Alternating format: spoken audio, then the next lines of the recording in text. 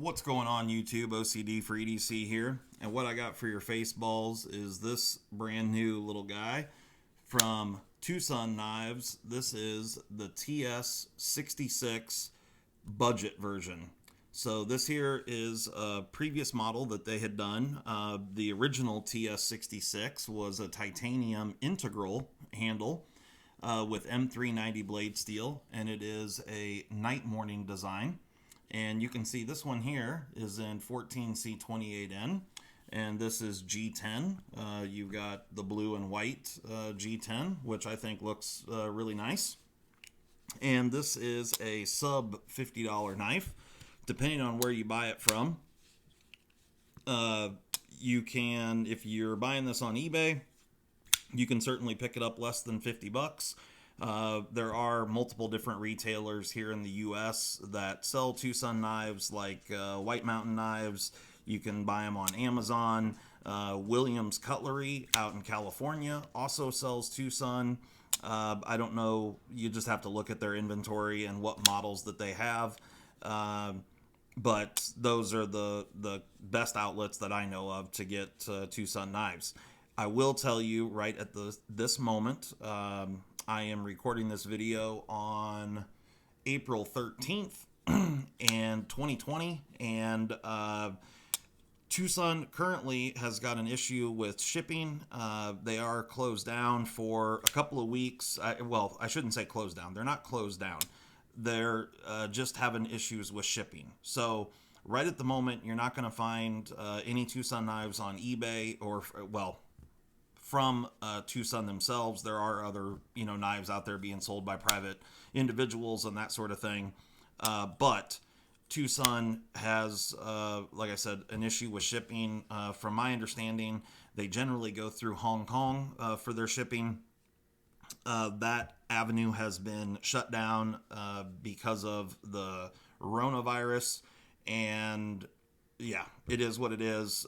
So there's going to be a few week delay on getting any Tucson knives, new stuff coming out.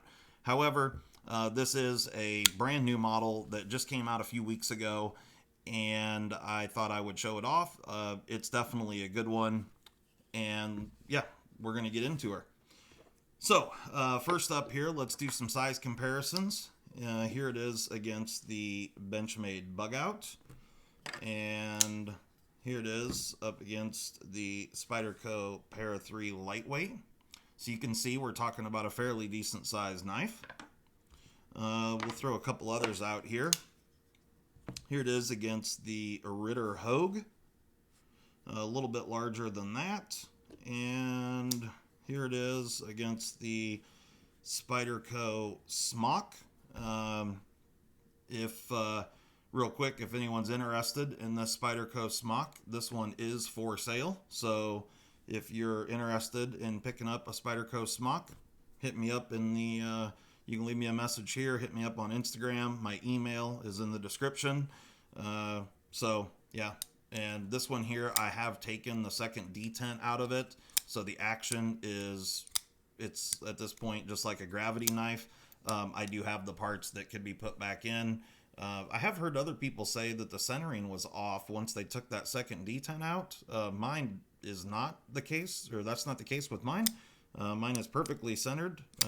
Action is absolutely perfect. There is zero blade play. This is, other than me pulling the secondary detent, this is in brand new condition. It has not been used at all. So there we go with that. And then one other size comparison here real quick. Here it is against the Civivi Shredder. So you can see we're looking at about the exact same size as the Civivi Shredder in overall length. Let's flip them over here, get a little better color contrast. So very, very similar in overall length with the Civivi Shredder. Now, both of these knives are stainless steel liner locks with G10 scales, budget models riding on ceramic bearings. Tucson just does a great job with their G10. If I can show this off, you can see that there's the grain pattern of this G10. It's really, really nice quality G10. It has grain, almost looks like wood. It's just really, really nice. Civivi's G10 is decent. The texturing on there is fine. It just feels cheaper in hand. The Tucson G10 models just have, to me, just have a higher quality feel to them, and to each their own. But yeah, I don't know. Tucson just does a great job with their G10 knives, and this one is no exception. It's just a really nice quality knife. And I've got another Civivi model here that's G10, and you can see it's got a similar, grain pattern to the G10, but it does have some texturing on it. I don't know, it just doesn't have the same quality feel that the Tucson G10 has. I don't really know how to describe that, other than, you just have to have them in hand to kind of understand what I'm saying. But so we're just going to walk over the dimensions on this knife here real quick. What we're looking at here is an overall length of 8.45 inches. You've got a handle length, overall handle length of 4.72. However, the grip length, if you're measuring from this point to this point right here, it's like 3.8 inches. But you do have this area back here as well. So, it's anywhere from like 3.8 to 4.25 inches, depending on how you want to measure it. But overall handle length is 4.72. Blade length is 3.73, measuring from this point here to the tip of the blade. And handle thickness is 644 thousandths. This is Contour G10, which I'll show you here in just a minute. Blade stock thickness is 145 thousandths, and you've got a really tall flat grind blade. It is a full flat ground blade with this kind of pretty good size fuller running the majority of the blade until you have this kind of clip point here. It's kind of a sheep's footy looking blade, or modified reverse Tonto. I don't know what you want to call it, but pretty useful in blade shape. And this thing, because of the fuller, you absolutely can Spidey flick this knife, which is harder to do on camera, but definitely doable. And you can do it with both sides or both hands. This knife does have a full deep carry pocket clip, and it is reversible, right or left, tip up carry only. And then you also have a lanyard hole there on the back, which not something that I care about, but to each their own. It would have been cool to me if they would have done the backspacer in the white G10. I think that would have been a nice kind of touch. Probably would have gotten dirty easy, being in the palm of your hand like that, but I still think it would have been pretty cool. And then of course you have not a huge flipper tab, but it's definitely adequate, and the action on this knife is very, very good. Like I said, it is riding on ceramic bearings, and we will disassemble this knife here in a few minutes. Back to the dimensions. Behind the edge thickness, at the heel of the blade here, it is 14 thousandths behind the edge. And at the very, very tip, it does get just a little bit thicker, and it's 18 thousandths. About the last 1/8 inch of blade here is 18 thousandths behind the edge. So really nice, slicey blade that, 14C 28N. Tucson does a great job with 14C. So let's get a weight on this guy. You're looking at 4.837 ounces. Throw it out there in grams, 137 grams. So not a super lightweight knife, but for how tall this blade is, I feel like it's totally adequate. It doesn't feel abnormally heavy or anything like that. To me, it feels about like what you would expect. Balance point on this knife is right where you would kind of expect it to be, right in this area here, if I can get it.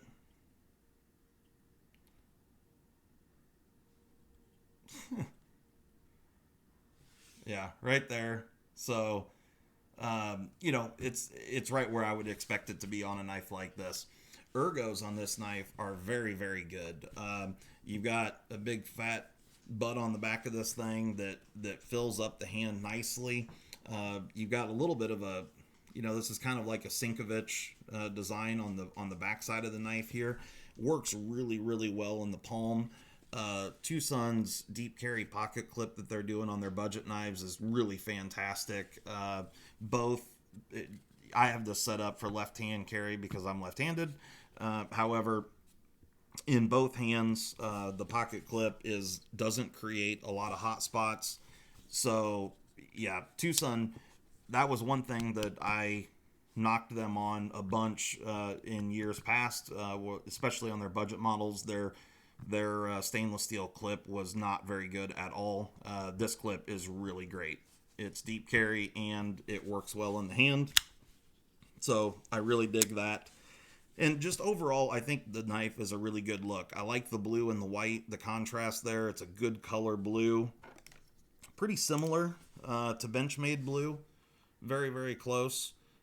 So if you're familiar with the color of Benchmade, they're very, very similar. The white G-10, I think, looks really, really nice. And yeah, it's just an attractive knife. I really like the look of it. I like the blade shape. It's really useful. The pocket clip's great. It's just a really good budget EDC knife, honestly. But let's get into taking this guy down. It's got your standard Tucson hardware. If you're familiar with Tucsons, if you've owned any of them, you know that the pivot and the body screws are pretty much the same on every single knife. This one here has 2 body screws and the pivot. All the hardware is T8, which is just kind of standard for them.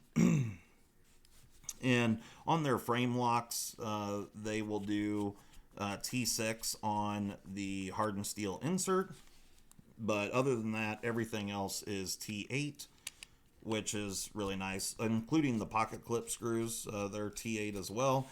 And they're really nice quality screws, so that part's great.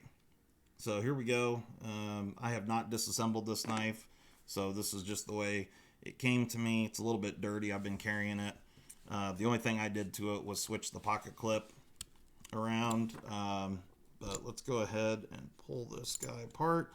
So you can see there is a bit of weight relieving on these liners.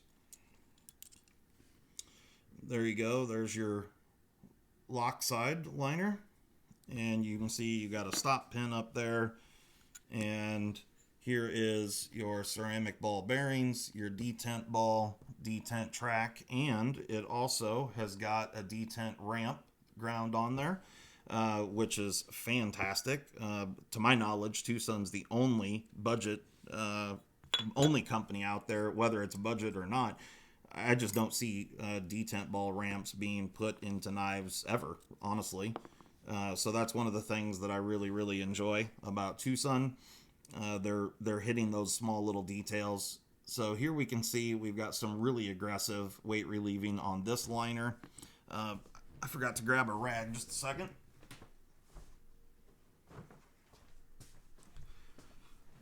All right, so I just grabbed a rag real quick just so I can wipe this oil off these parts and get this cleaned up. But you can see there the heavily weight relieved liner on the show side, and it's just a well-made knife. The liners, Tucson goes the extra mile. These liners have been all stone washed, so all the edges are really nicely chamfered, and no sharp edges anywhere. It's just they just do a great job. They really do. If you're looking in that budget price range, I know a lot of people say that the CJRB Centros or some Civivi model or whatever is the best that you can do for $50. I beg to differ. Any one of these budget G10 models from Tucson, they come with a better steel. It's 14C instead of D2. I've got multiple videos out there showing the edge retention and cut testing, and there's no comparison. Tucson does D2 as well, not as much anymore as they did in the past, but in my opinion, I would rather have the 14C. It's just a better quality steel. It's a stainless steel, and the edge retention is, in most cases, significantly better than a lot of the Chinese D2 that you're getting today, and even some American D2. So, it's yeah, everybody got all wound up about D2, and there's tons of people, Gerald at Outpost 76, there's tons of people that have done D2 cut testing. I've done it. I did a little budget shootout between the Centros, the Shredder, and one of the Tucson models, and when it comes to edge retention, there's no comparison. The 14C from Tucson just blows the other D2s out of the water. So, to each their own, but in my experience, and, in really any way you want to measure it, these sub $50 Tucson knives are the best bang for your buck, hands down. It's not even comparable. Ergos are better. Deep carry clips. The G-10 is great quality. Ceramic bearings. You got things like detent ramps, and the action's great. Thinly ground blades, really nice and slicey behind the edge. The only thing that could be a little better is if these were hollow ground, but man, they're hard to beat, that's for sure.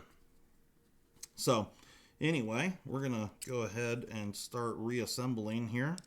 I just went ahead and wiped up all these parts and pieces. So I'm just sticking all these parts back in. Let me stick my backspacer on here. Because I got the pocket clip mounted on this side, my parts or hardware is wanting to fall out, but that's all right. We're gonna get there. Get my stop pin in. All right.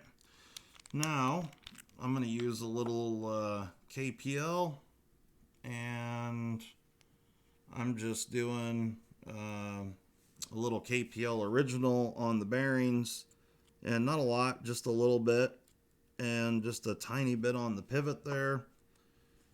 We'll drop the blade on, and then we will do a little KPL original on this bearing. Oop, my blade's sliding out there. Okay. And then we'll drop just a little bit of KPL heavy right in the detent hole there, just like that. And we will reassemble. So, like I said, in my experience, these knives are the best bang for your buck. I hear people say things like, "Oh, they're really difficult to get" and whatnot.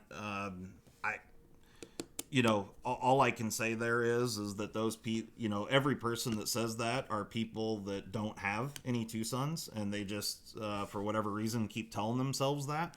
I've never had any issues getting Tucson knives. I've literally had hundreds of them pass through my hands. I don't know what else to say about it. I mean, are they sold at Blade HQ? Nope. But that's probably, part of the reason why you can buy a knife of this quality for under $50. So I'm okay with that. Their designs are they're not copying anyone or anything like that. And you can say what you want about Chinese knives, but there's countless, even American companies. This knife is made in Taichung, Taiwan. And most people regard this as being Spyderco's best knives come out of Taichung. So, I mean, you can see by my mat here, I'm a real serious patriotic person. I've got a son that's going into the military in just a couple of months. I'm ride or die USA, no doubt. However, I'm also not going to make excuses when something is subpar just because it's made in the USA. So, there's a ton of knives out there that are American made that honestly are not very good, especially for the prices that they're charging. And, Kershaw shows us over and over and over that you can build a pretty decent quality knife for a decent price and do it here in the States. And, so when it comes to a lot of these other manufacturers, just because people are buying it, and good for them, like if you can sell these knives for $300, $400, $500 a piece, and you're selling them as fast as you can make them, awesome. That's fantastic. But I personally am not going to pay those prices for a bunch of these knives. And I've held hundreds and hundreds of knives have passed through my hands. Not saying that I've had every single knife in the world, far from it, but I've got a pretty good sample size, and I've had $500, $600, $700 knives or even more from U.S. manufacturers that I thought were complete garbage, and I've had like this right here. A knife that you can buy for under $50 that came from China, which I think is fantastic. The fit and finish on this is great. Yes, we're talking G-10 stainless steel liners. These are budget materials, and it's a budget price, but they're done well. All the little details are done and done well, and you just can't beat it for that price. So anyway, with that all being said, and I'm actually going to put a video out talking about the whole Chinese knife deal. Obviously, there's a little bit of bad feelings there or whatnot with China right at the moment, given the circumstances and what's going on in this country. And, it is what it is. I certainly have my own opinions. And when it comes to Chinese politics and the government, obviously I am not a big fan. There's no two ways about it, and I'm not going to make any excuses about that. But I also am really confident in the fact that these small Chinese knife manufacturers, which it doesn't matter which one we're talking about, none of them are making the political decisions for the People's Republic of China. So I'm not holding the government against these small Chinese manufacturers, just like I wouldn't want them to hold any government decisions that are made by the U.S. against any of the manufacturers here. There's a lot of these things that are just out of our control. So with all that being said, and I kind of went off on a tangent and a rant there, the Tucson TS66 is a great knife. It's a great EDC knife. The ergos are great. If you like this design, you like the look, and you like everything about it, it's got a little bit of a Strider style handle. In no way, shape, or form do I think that this is any kind of knockoff of a Strider. I'm just saying that, the handle is similar to that, where you got this kind of large, fat back area. Baby's got back on this one. And, it feels good in hand.